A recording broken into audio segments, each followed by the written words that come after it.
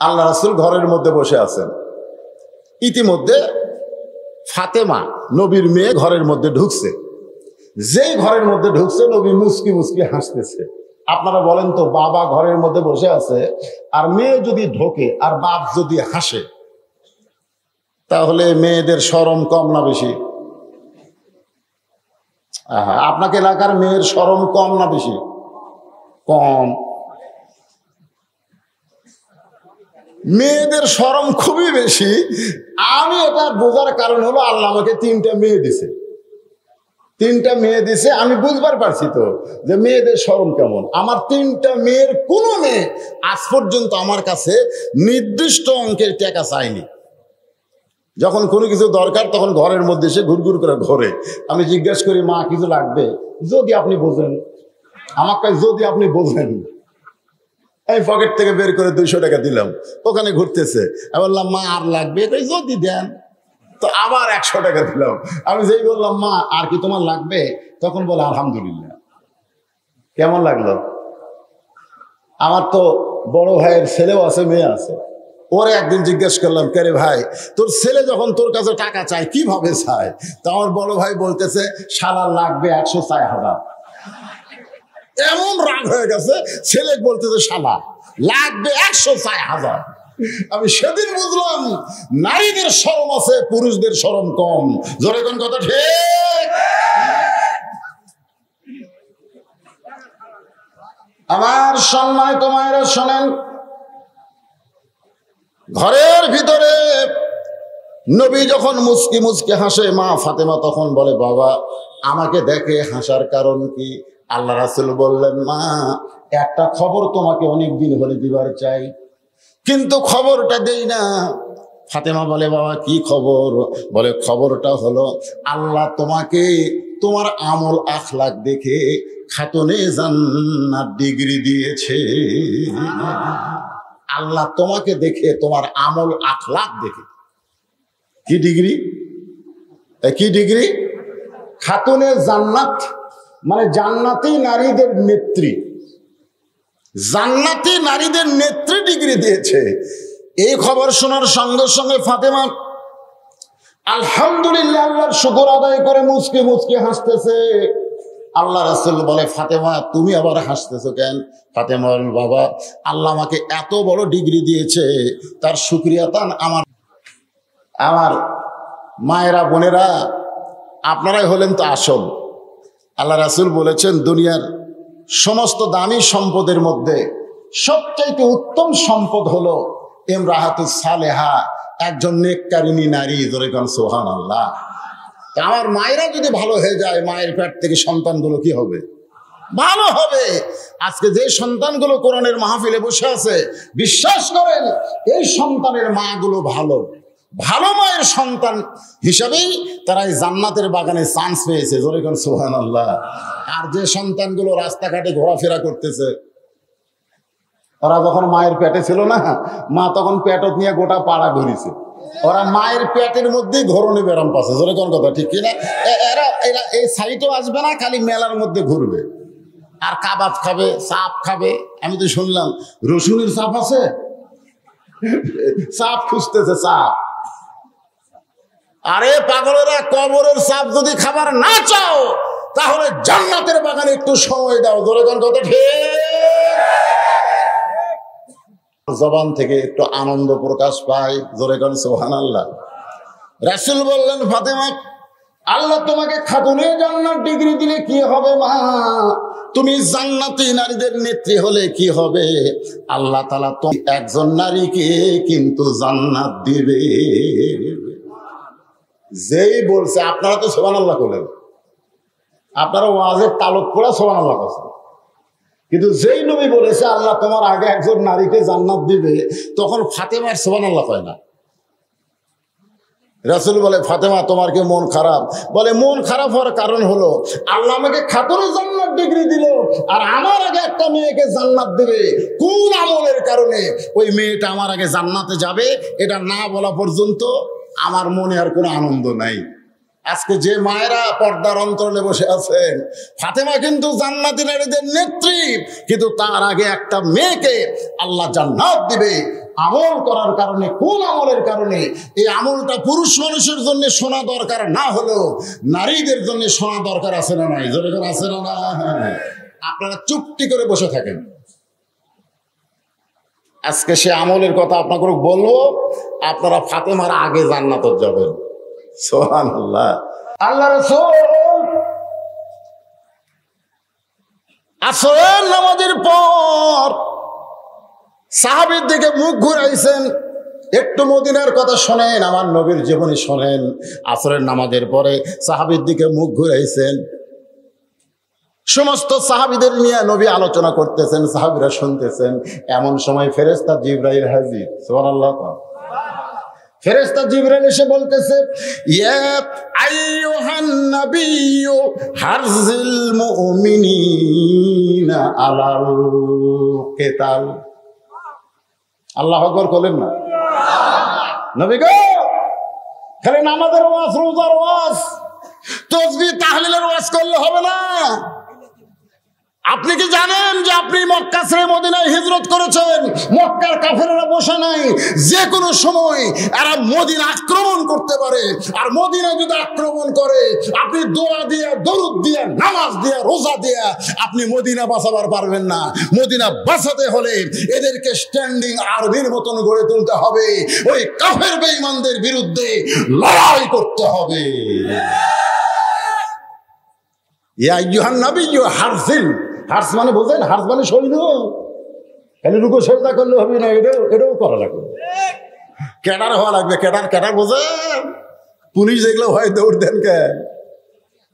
Police দেখলে দৌড় দেন কেন? আত্তাকুল্লাহ হাক্কা তুকাতিহি, আল্লাহর ভয় যথাযথ কলিজার মধ্যে থাকলে মুসলমান আজরাইলকে ভয় করে না। জোরে কোন কথা ঠিক কিনা? আজরাইল হ্যাঁ, তুই আমার জান কবজ কর, আমি জান্নাতে যাই। জোরে কোন সুবহানাল্লাহ। কেন মুসলমান ভয় কিসে? আল্লাহ কোরআনে বলেছে, আমার রাস্তায় মর।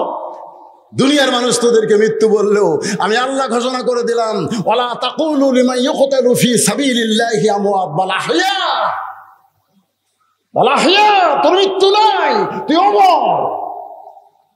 দুনিয়ার মানুষ তোকে কবরে রাখবে, আর আমি আল্লাহ জান্নাত থেকে তোর কবরে রিজিক পৌঁছে দেব। তোর সুবহানাল্লাহ। যদি কবরে থাকতে ভালো না লাগে, তোর জন্য ইল্লিন নামক জান্নাতের বাগান বানাই রাখছে। মুসলমান পিছন দিকে পালাবে না, মুসলমান সৈন্য হয়ে সামনের দিকে যাবে, বাতিল পালিয়ে যাবে। জোরে কোন কথা ঠিক কিনা? মাত্র 8 বছর, মাত্র 8 বছরে মদিনা থেকে নবী 10,000 সাহাবী নিয়ে মক্কার দিকে রওনা দিলেন। যুদ্ধ না, খালি হেঁটে হেঁটে আসতেছে, খালি হেঁটে হেঁটে আসতেছে। 2-1 জন ঘোড়া চড়িছে। ওই যে ধুলে দেখে মক্কার কাফেরা কয়, লুকাও রে। হায় হায় হায়, এতদিন পর হাজার হাজার লক্ষ লক্ষ মুসলমান মক্কার দিকে আসতেছে, আর ঘর বাড়ি থাকা যাবে না, লুকে রে। সুবহানাল্লাহ করেন না? আবু বকর খালি নবীর মুখের দিকে তাকায়। রাসূল বলে, আবু বকর কি দেখো? বলে, হুজুর গাড়ি ফুরের মধ্যে লুকাইছিলাম হুজুর, ওরা আমাকে আপনার খুঁজিছে হুজুর। আমি করে বলছি, আল্লাহ আমার নবীকে যেন কাফেররা ধরবার না পারে। আজকে হাজার হাজার মুসলমান যখন মক্কার দিকে যায়, ওরা কোন জায়গায় লুকায় হুজুর, কোন জায়গায় লুকায়? আল্লাহ তাআলা সূরা নাযিল করলেন, সূরা নাসর। যারা পারেন আমার সঙ্গে তারা পড়েন, ইজা জা নাসরুল্লাহি ওয়াল ফাত ওয়া রাআইতান নাসা ইয়াদখুলুনা ফি দীনিল্লাহি আফওয়াজা ফাসাব্বিহ বিহামদি রাব্বিকা ওয়াস্তাগফির ইন্নাহু কানা তাওয়াবা। লিল্লাহি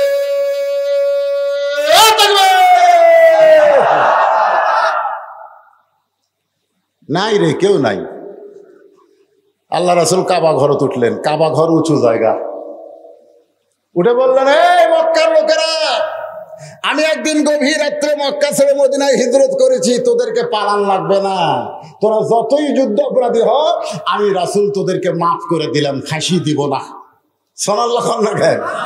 আমি রাসূল, ইসলাম মাফ করা, ইসলাম মাফ করা 40 বছর পর ফাঁসি দেওয়ার নাম ইসলাম না। কাবা ঘরের উপর উঠে রাসূল বললেন মাফ করে দিলাম রে।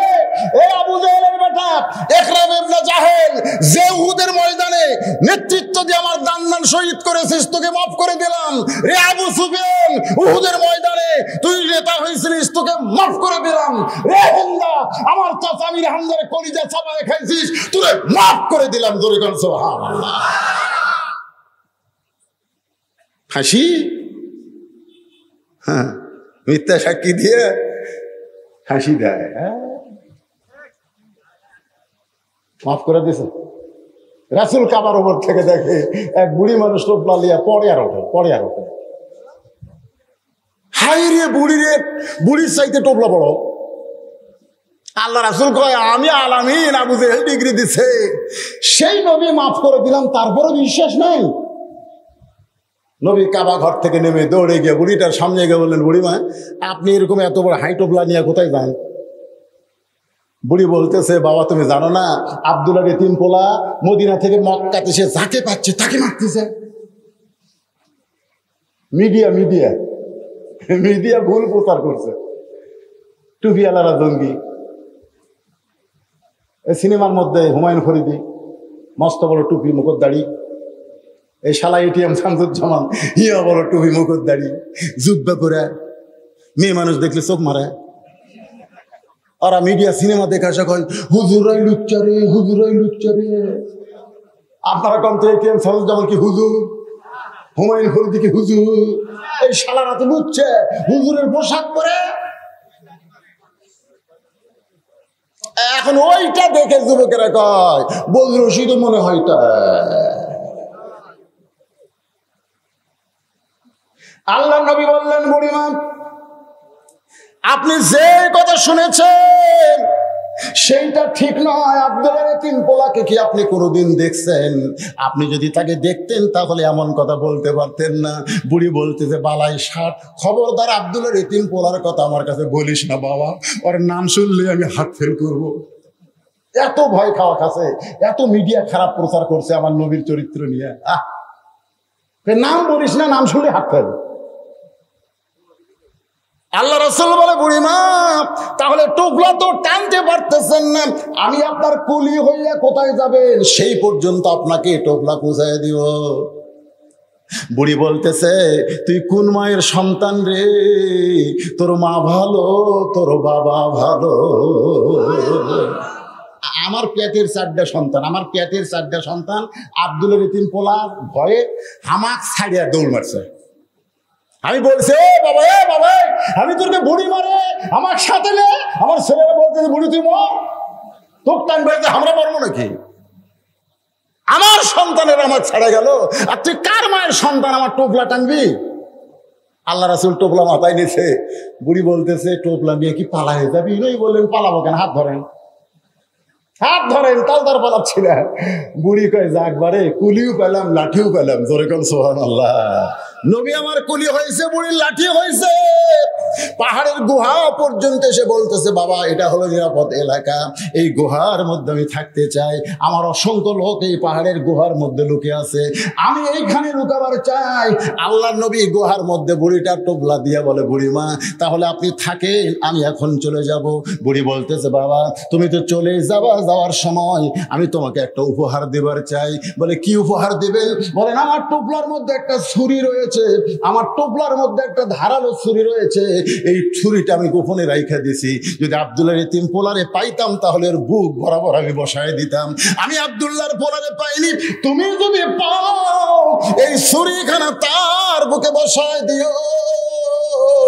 নবী বুড়িটার ছুরি নিয়ে কান্দের, বলে, মাবুদ মক্কার মিডিয়া রাহমাতুল লিল আলামিনকে এমন ভাবে প্রচার করেছে, একটা বুড়ি পর্যন্ত তার বুকে ছুরি মারতে চায়। এখনো পৃথিবীর সব মিডিয়া কার দখলে? ওই ইহুদি খ্রিস্টান হিন্দুকের দখলে। তোর কত কথা কর না কেন? এখন কিছু মিডিয়া আমাকে ওয়াজে রেকর্ড করতেছে। হ্যাঁ, এর জন্য দোয়া করার দরকার আছে না নাই? এরা কোনো গানের অনুষ্ঠানে যায় না, এরা বক্তাকে খুঁজে খুঁজে বক্তার ওয়াজগুলো এরকম মিডিয়ায় ছাড়তেছে, যার কারণে বজরশিদে আজকে বাংলার লোক দেখতেছে।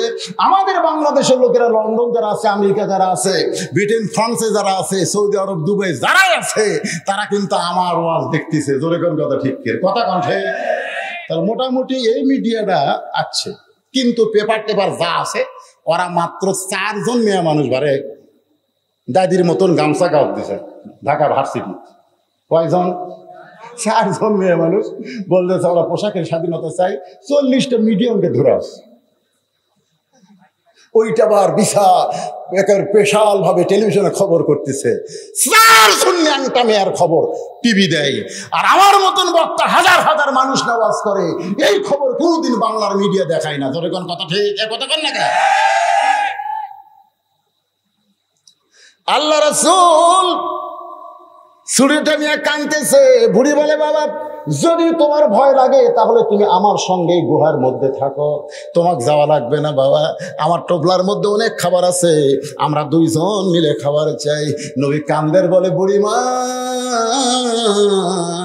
আপনি যাকে মারার জন্য ছুরিটা আমার হাতে দিলেন, আমি সেই আব্দুল্লাহ এতিম পোলা। বুড়ি কান্দে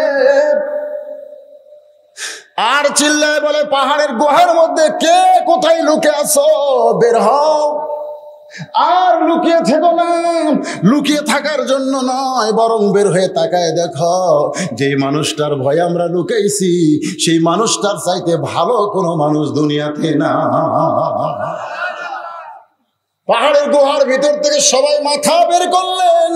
বুড়ি নবীর হাতে হাত দিয়ে বললেন, বাবা আমি তোমার হাতে তোমার দলে ভর্তি হবার চাই। বাদান গো, ইজা জা নাসরুল্লাহি ওয়াল ফাতহু ওয়া রাআইতান নাসা ইয়াদখুলুনা ফি দীনিল্লাহি আফওয়াজা। ওই পাহাড়ের হাজার হাজার কাফেরেরা আল্লাহর নবীর হাতে হাত দিয়ে মুসলমান হয়ে গেল। আজকে সেই নবীর কোরআন আমাদের কাছে আছে না নাই? যখন আছে না নাই, কিন্তু আমরা মুসলমান না হয়ে মুনাফিক। গোটা পৃথিবীর মধ্যে সবচাইতে বেশি মুনাফিকের দেশের নাম কি জানেন? দেখেন, আমি কর আগে কথা, হায় হায় রে বাবারা, মনে কষ্ট নিয়ে না, বিবেকের কাছে আমি প্রশ্ন করতেছি। এই যুবকেরা, কারা কারা ঈশার নামাজ পড়েননি? আপনার বিবেককে প্রশ্ন করেন, কারা কারা? হাত তোলেন না, হাত তোলার দরকার নেই। যারা যারা ঈশার নামাজ পড়েননি, আপনি বিবেককে প্রশ্ন করেন। বিবেক তো সবচাইতে বড় আদালত, জোরে কোন ঠিক কিনা? আপনি যদি ঈশার নামাজ না পড়ে কোরআনের মাহফিলে বসে থাকেন, আপনি কি ফজরের নামাজ পড়বেন? তাহলে মসজিদের উন্নয়ন মানে কি? ও যে হাঁটুর মধ্যে একটা কাল লাগিয়ে আছে, দেখেন তোর খবর কি? ও যাবে এবার বক্তা যদিও কালো হয় রে, চেয়ারের দিকে টাকা থাক।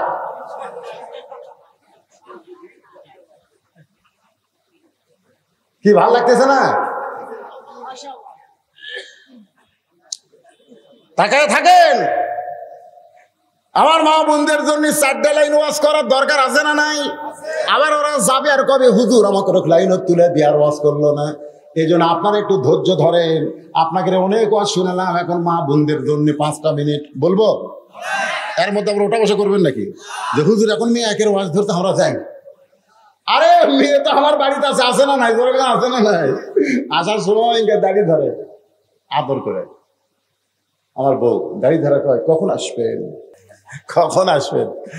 তা আমি কইলাম, কেন একলা ঘুম ধরে না? তো কয় না, একটা সময় বলেন কখন আসবেন, আজকে ওয়াজ কখন শেষ হবে? আমি কইলাম, আজকে ওয়াজ করে মান্দা যাচ্ছে, মান্দার লোকেরা 12টার পরে ওয়াজ শোনে না।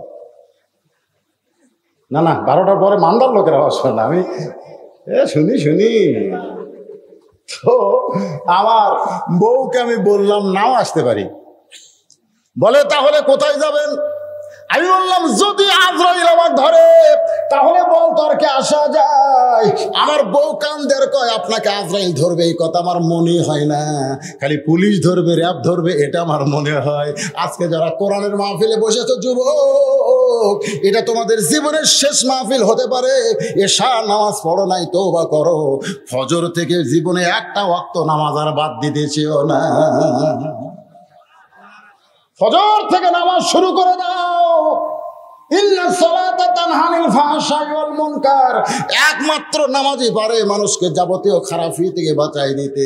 রাসূল বললেন, ফাতেমা ওই যে একটা পাহাড় দেখতেছো? বলে হ্যাঁ। ওই পাহাড়ের পাশে কি একটা জঙ্গল দেখা যায়? বলে হ্যাঁ, ছোট্ট একটা জঙ্গল দেখতে পাই।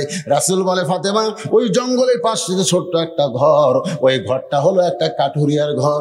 ওই কাঠুরিয়ার বউ জামিলা আল্লাহ তোমার আগে জান্নাত দিবে। রাসূল চমকে বলে, ওই কাঠুরের বউ জামিলা আল্লাহ তোমার আগে জান্নাত দিবে। সঙ্গে সঙ্গে ফাতেমা বলে, বাবা ওই কাঠুরের বউ জামিলা জীবনে কি এমন আমল করলো যে আমল করার কারণে আল্লাহ আমার আগে তাকে জান্নাত দিবে? রাসূল বললেন, ফাতেমা আমল যদি জানতে চাও তাহলে জামিলার বাড়ি যাও। পরের দিন আসরের নামাজের পরে ফাতেমা চুপি চুপি জামিলার বাড়ির দরজায়, মেয়েরা যখন রাস্তা দিয়ে যাবে শোরগোল করবে না চুপি চুপি যাবে? কথা কন, মেয়েদের কথা বলা চলবে? চুপি চুপি। মেয়েরা, আমার মায়েদেরকে বলতেছি, মা রাস্তা দিয়ে যখন যাবেন তখন এমন ভাবে যাবেন জনগণ যেন বুঝবার না পারে এটা কে যায়। এমন একটা কালো বোরকা পরবেন, বাবারে শোনেন শোনেন, একের চোখ মুখ ঢাকা লাগবে, চোখের চশমা কালো, হাতত মুজা কালো, পাওয়ার জুতা কালো। অনেক মেয়েরা বলবে, হুজুর এই গরমের দিনে যদি এইরকম পোশাক পরে আপনি পরেই দেখেন আল্লাহ জান্নাত থেকে আপনার শরীর এসি করে দিবে। যারা বোরকা পরে এরকম গরম লাগে না, যারা নাইলুতি বাড়ি করে বেড়ায় এরা গরমে আরো বগল কাটা করবার চাই। আর এর কে সাইজ ভাই, এর কে সোপা খোপার কোনো ঢপই নেই। আমি ঢাকার এক মাহফিলে বলেছিলাম, এই যে মমতাজ যে আমাকে রুকলে আওয়াজ করে না, আমরা মমতাজ মেয়ে মানুষ না মরদ মানুষ? সব লোক কয় হুজুর মেয়ে মানুষ। আমি বললাম, ওর চেহারা দেখলে তো মেয়ে মনে হয় না, মনে আজ তো একটা আটার বস্তা। জোরে কোন কথা ঠিক কিনা? আগা গোড়া একেবারে লেভেল। ব্যাপারদা নারীদের কোনো সাইজ দেখে রে? হ্যাঁ, আমার মায়েরা শোনেন, মা ফাতেমা চুপি চুপি জামিলার বাড়ির দরজায় ওই কাঠুরের বউ জামিলাকে ফাতেমা ডাক দেয়, বলে, জামিলা আমি নবীর মেয়ে ফাতেমা, আমি একটু আপনার ঘরে যাবার চাই। জামিলা দরজাতে এসে কাঁদতেছে। ফাতেমা কয়, কান্দো কেন? বলে, কান্দার কারণ হলো সারা জীবন থেকে সাধনা করেছি আল্লাহ নবীর মেয়ে ফাতেমাকে এক নজর দেখতে চাই, নবীর মেয়ে ফাতেমাকে একটা নজর আমি দেখতে চাই। ফাতেমা বললে, তাহলে দরজা খুললি তো তুমি দেখো বাবা। জামিলা বলতেছে, দরজা খুলবো কেমনে, কারণ স্বামী আমার বাড়িতে নাই, আর স্বামীর হুকুম ছাড়া ফাতেমার জন্য দরজা খুলতেও আমি বড় ভয় পাই। কার হুকুম? জোরে কথা কন না কেন? কার হুকুম? স্বামী রে, স্বামী। আমাদের গুলো স্বামী মানে স্বামী। রাসূল বলেছে, যদি কোনো নারীকে আমি বলতাম সেজদা কর আল্লাহ ছাড়া কাউকে, তাহলে স্বামীর কদমে সেজদা করার হুকুম দিতাম, কিন্তু আল্লাহ ছাড়া কাউকে সেজদা করা যাবে না, এই জন্য বলা হলো না। এখান থেকে প্রমাণ হলো আল্লাহর পরে মেয়েদের কাছে সবচাইতে দামি হলো তার। জোরে কর না কেন? দামি কে? আরো জোরে। যারা বলতেছেন না তারা মনে হয় দুর্বল পুরুষ। বিয়ে না করলে কি হবে? করবি না? আবার মা বোনদের জন্য একটু শোনান দরকার। ডাকতেছে, রোকেয়া, কথা নাই। রোকেয়া, কথা নাই। কয়বার ডাকছে? তৃতীয়বার ডাকতেছে। কি করবে? স্বামী অসহায়। রোকেয়া, কি? বাবা রে, স্বামী বসা মানুষ ভয়ে লাভ দেউছে। দুইবার ডাকছে, কথা খাই নাই। তৃতীয়বার যখন ডাকছে এমন জোরে, আমাকে এক গ্লাস পানি দাও গো, ভরিয়া খাও, ভরিয়া খাও। আমার কাম নেই। আমার কান নেই? আল্লাহ রাসূল বলেছেন নফল নামাজের মধ্যে বউ যদি শামিল হয় আর স্বামী যদি তাকে ডাক দেয়, নামাজ বাদ দিয়ে স্বামীর সামনে দাঁড়াতে হবে, নামাজ বাদ দিয়ে। শুধু ফরজ নামাজ ছাড়া অন্য যে কোনো নামাজ। হ্যাঁ, কি হলো? এই আবার কি করে?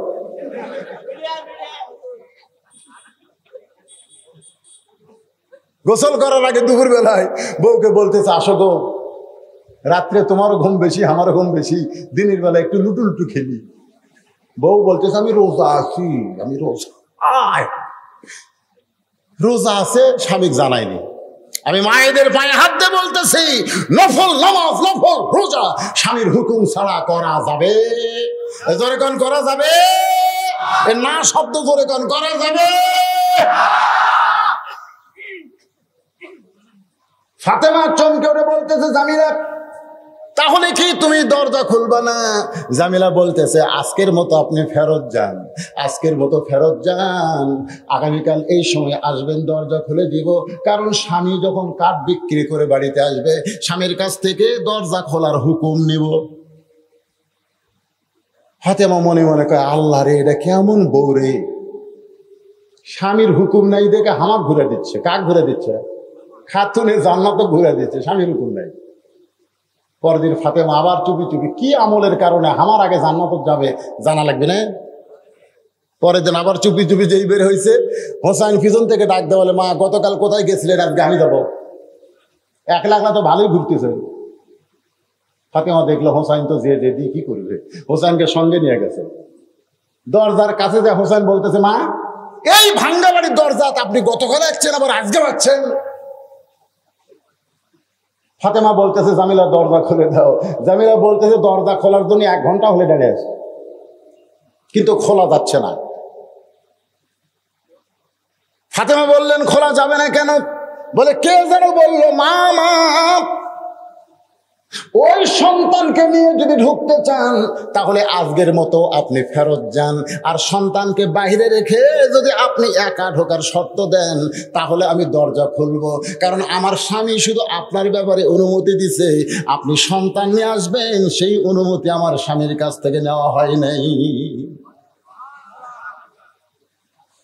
ফাতেমা বলতেছে, খুব ছোট রে, কেবল 4 বছর। এই 4 বছরের বাচ্চা, কিছু বুঝবি না। জামিলা বলতেছে, আপনি খাতুনে জান্নাত হতে পারেন, কিন্তু ফতুয়া কম বোঝেন, ফতুয়া কম বোঝেন। 4 বছরের বাচ্চা বুঝবি না? আল্লাহ রাসূল বলেছেন, তোমার সন্তান যতদিন তোমার দুধ পান করবে ততদিন সন্তানের সামনে স্বামী স্ত্রী মহব্বত করো, অসুবিধা নেই। আমার কথা কি বুঝতে পারলেন? 2 বছর পর্যন্ত সন্তান মায়ের কি পান করে? দুধ পান করে। সন্তান দুধ পান করার বয়সে সন্তান যদি ঘরের মধ্যে থাকে, আপনি আপনার বউকে আদর করেন, সোহাগ করেন, সন্তান দেখবি ঠিকই, বুঝবি না। কিন্তু যেই দুধ ছাড়ার বয়স হয়েছে 2.5 বছর, তখন সন্তান ঘরের মধ্যে চেতন থাকলে আপনি যদি আপনার বউকে আদর করেন, ওই বাইরে এসে বলতে পারে, আব্বা তাই মাছ চাপা ধরছিল রে, বলতে পারে।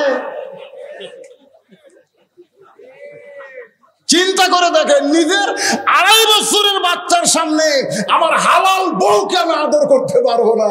আর 14ই ফেব্রুয়ারি ভ্যালেন্টাইন ডে কলেজ ভার্সিটি পার্কে মনে কাটি মেশা কুত্তে তোলা রাখছে। কথা বাংলাদেশ রে। আর নতুন একটা খবর হলো, ইডেন কলেজ। কি কলেজ? ছেলে বাবা আর চাচা গেছে মেয়ে দেখতে, মেয়ে দেখা পছন্দ হয়ে গেছে। তো বাবা যা হাদিয়া টাকা টুকা দিছে, দিয়ে এখন বলতেছে মেয়ের বাপকে যে আপনার মেয়েকে আমাদের পছন্দ হয়েছে।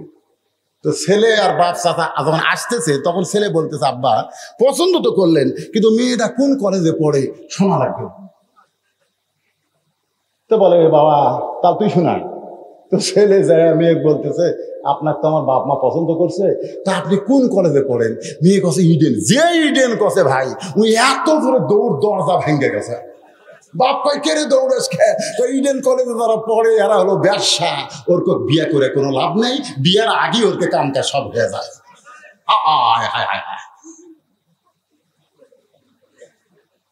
এই যুবকেরা, কারণ বিয়ার আগে সবকিছু দেখতেন, বিয়ের পরে আর আফসোস করা লাভ হবে না। ওর নানি দেখেন, ওর মাও দেখেন, অক দেখেন। বিয়ের আগে দেখেন, বিয়ের পরে দেখে কান্দে মরা লাগবে। জোরে কোন কথা ঠিক কিনা? এই জন্য একটা কথা আছে, ভাবিয়া করিও কাজ। আমার সঙ্গে সবাই একটু বলেন, ভাবিয়া করিও কাজ, করিয়া ভাবিও না। যুবকেরা যারা এখনো বিয়া করেনি, বাবা এমন একটা মেয়েকে খোঁজো যে মেয়েটার ওয়াজ আমি আপনাদেরকে শোনাইতেছি। এবার ফাতেমা বলতে, জামিলা তাহলে আজকেও কি দরজা খুলবো না? বলে আপনার হোসাইন সঙ্গে আছে, আজকেও দরজা খোলা যাবে না। হোসাইন সঙ্গে সঙ্গে বলে, মা এই বেয়াদব মেয়েটা আমার মতন ছোট্ট বাচ্চার সঙ্গে থাকার কারণে দরজা খোলো না। এই বেয়াদব মেয়েটার কাছে তুমি কেন আসো মা?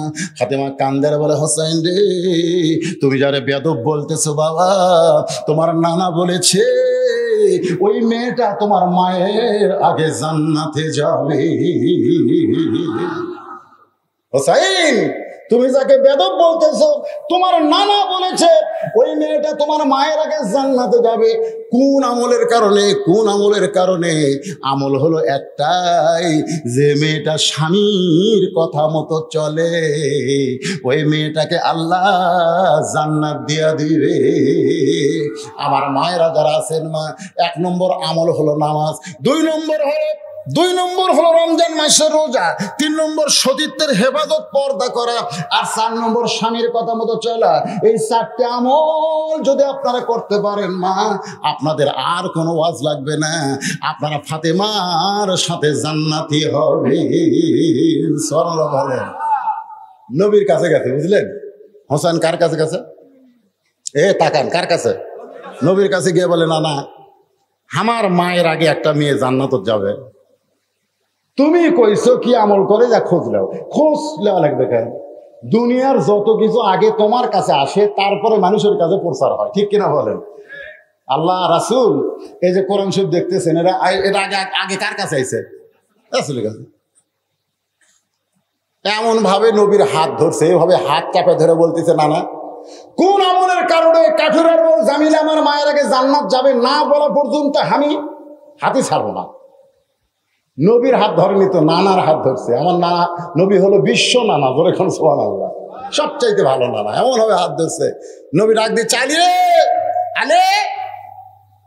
আলী দৌড়ে এসে বলে, হুজুর কি হয়েছে?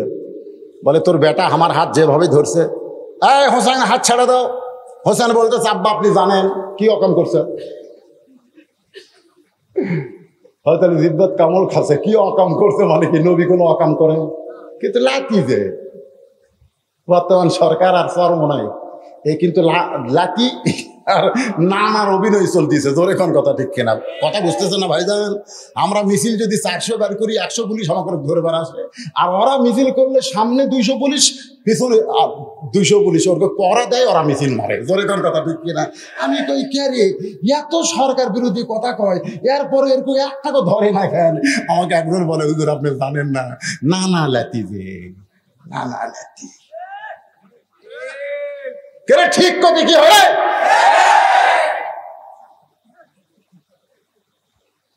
ও শেষ করবো 12টা বাচ্চা, কিন্তু না কতক্ষণ চলবে সেটা ভিন্ন কথা, কিন্তু হা করা লাগবে তো। আমি যে কথাগুলো বলতেছি, কথাগুলোর দাম নেই, সেটা আমি হা করবেন না কেন? অকাম করছে, নবীর কথা বলতেছে। কি অকাম করছে আব্বা জানেন? নবী মুসকে মুসকে হাসতেছে, কারণ এই তো নবী হিসাবে কয় নাই, নানা হিসাবে করছে। হযরত আলী বলে, হোসাইন কি করেছে তোমার নানা? বলে, কাঠুরের বউ জামিলা আমার মায়ের আগে জান্নাতে যাবে। এই কথাটা নানা কেমনে বলে?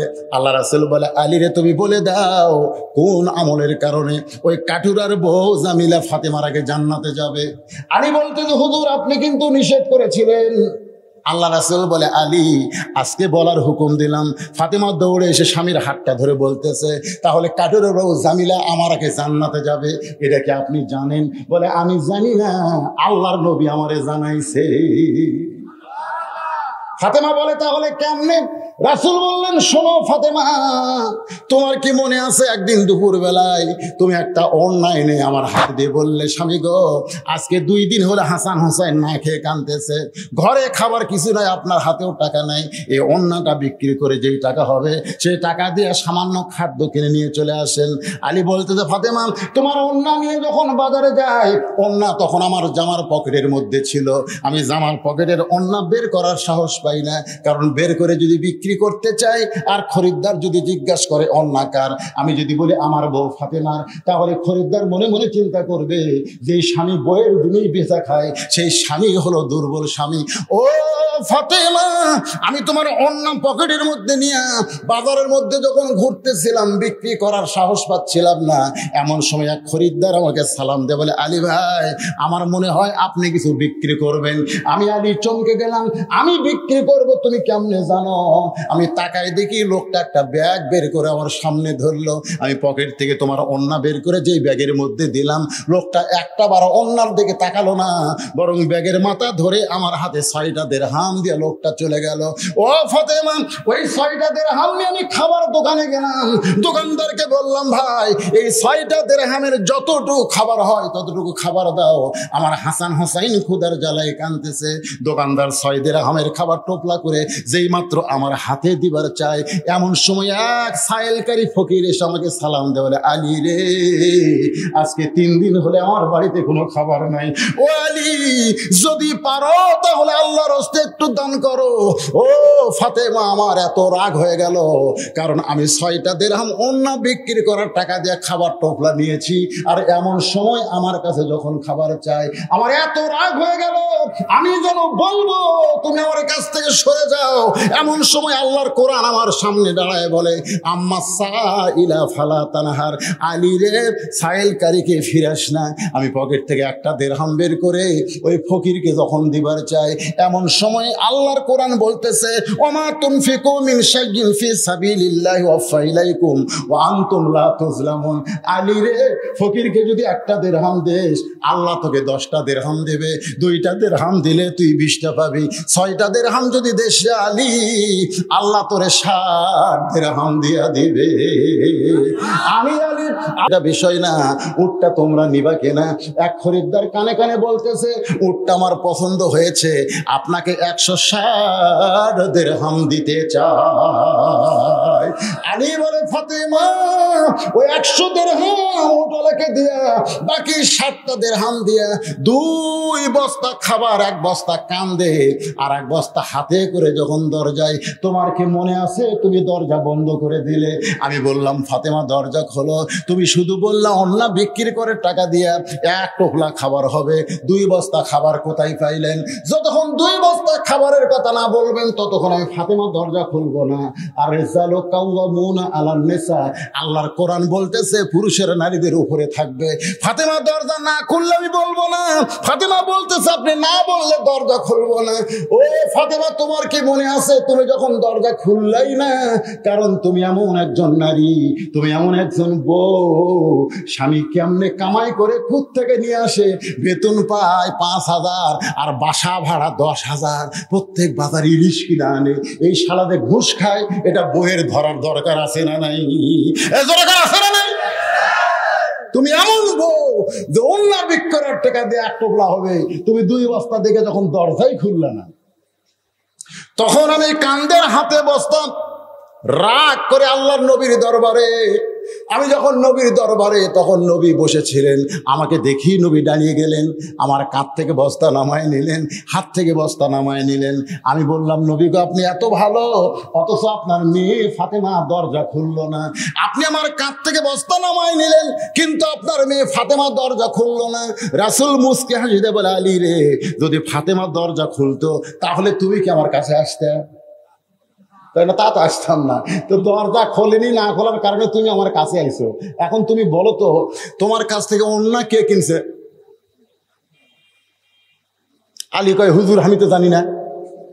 তোমার কাছ থেকে যে ফকির ভিক্ষা নিছে সেই ফকিরের খবর কি? আলী কয়, হুজুর, আমি তো জানি না। তোমার কাছে যে উট বিক্রি করলো আর যে উট কিনলো, এর কে খবর জানা আছে? আলী বলতে তো হুজুর আমি কিছুই জানি না। রাসূল বললেন জানবা, কারণ আনা মাদিনাতুল ইলমে ও আলিউ বাবুহা, আমি হচ্ছে ইলমের শহর আর তুমি হচ্ছে তার দরওয়াজা। জোরে কর সুবহানাল্লাহ। কেরে ফাতেমার ওন্না দুনিয়ার কোনো মানুষ কিনতে পারে?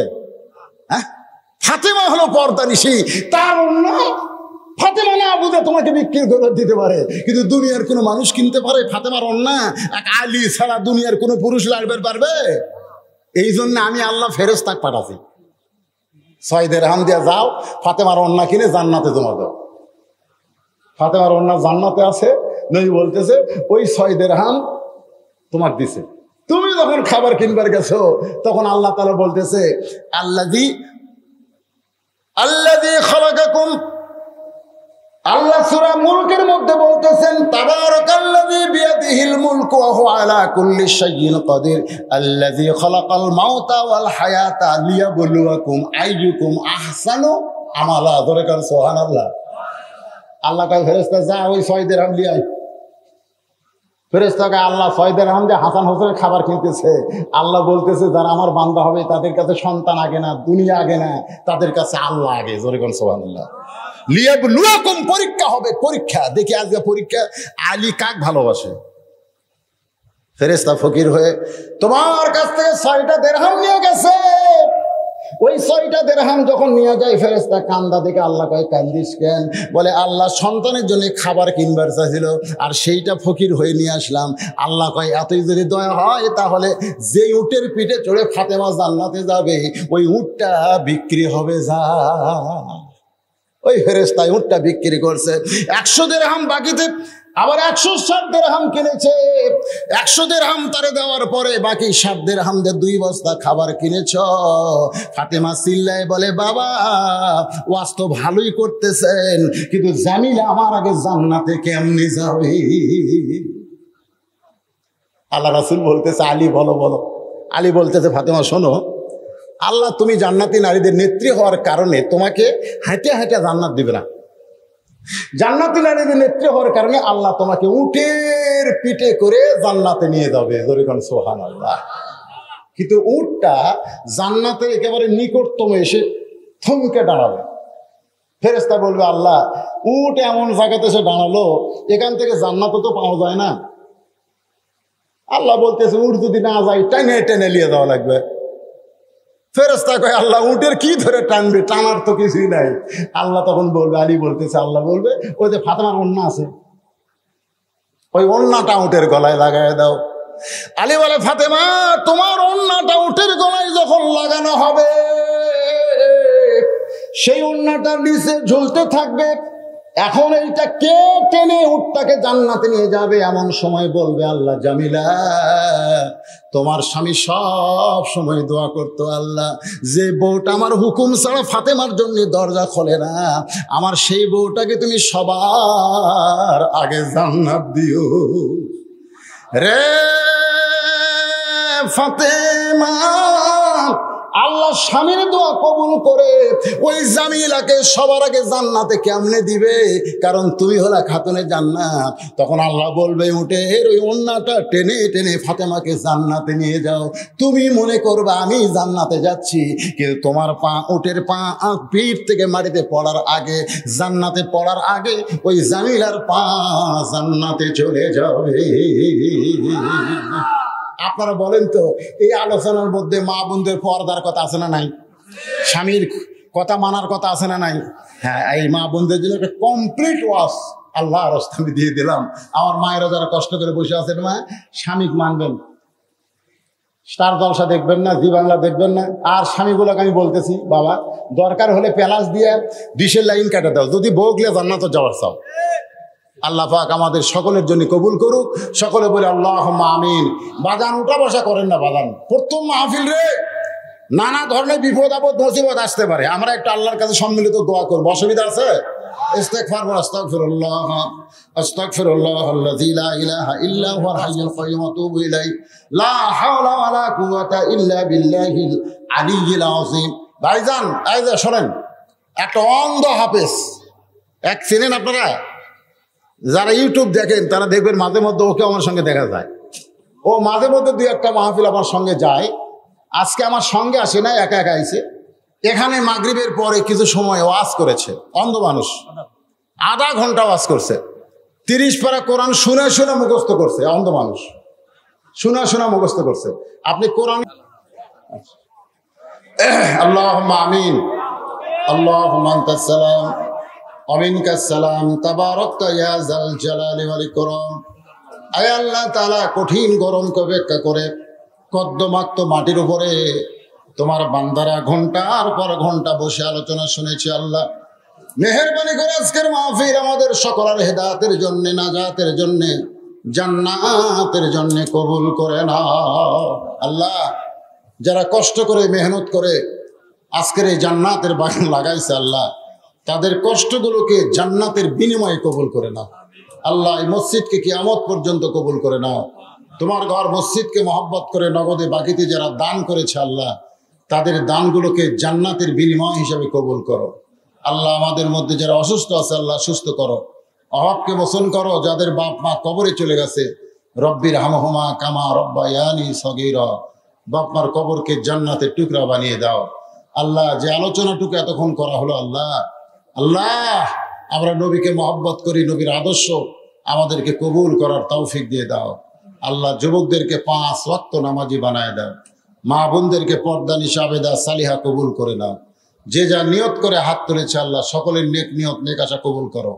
আজকের মাহফিলের সম্মানিত সভাপতি, সহসভাপতি, প্রধান অতিথি, বিশেষ অতিথি, সম্মানিত অতিথিবৃন্দ যারা আলেম ওলামা, হাফেজ কারি, ইমাম মুয়াজ্জিন, হাজী সাহেব, আল্লাহ সকলকেই তুমি কবুল করো। আল্লাহ সুবহানা রাব্বিকা রাব্বিল ইজ্জাতি আম্মা ইয়াসিফুন ওয়া সালামুন আলাল মুরসালিন।